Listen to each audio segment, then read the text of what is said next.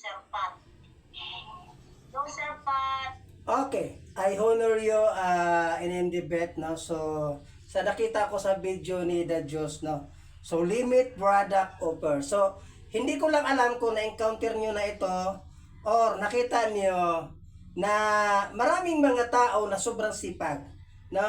Ang sipag-sipag nila, no?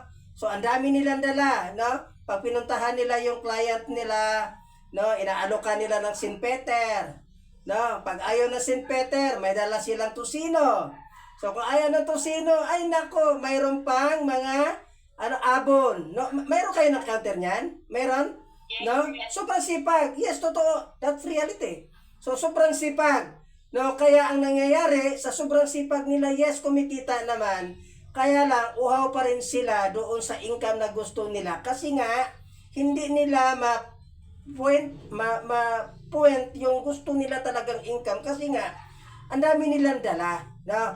So ang dami nilang dala, ang dami niyan, totoo yan kasi tayo mga Pilipino pag kumita lang, basta kumita sa marangal na paraan gagawin ang lahat. Tama naman yon. Kaya lang dito natin ilagay natin sa lifestyles as a distributors, na so hindi ko lang alam kung totoo ito, pero mayroon siguro ng mga distributors din na mayroon ding ibang dala, hindi ko lang rin alam, no? Pero may opinion lang ito ha, hindi ko alam yan. So, pero parang mayroon, no? So, pag may mga ganon, part ng lifestyle, ako ito. So, parang pag distributors na lifestyles na nakapokus nga, pero pag inalok ng lifestyle product, pag ayaw, may ibang option, nawawala yung standard, nawawala yung credibility. Tama ba ako?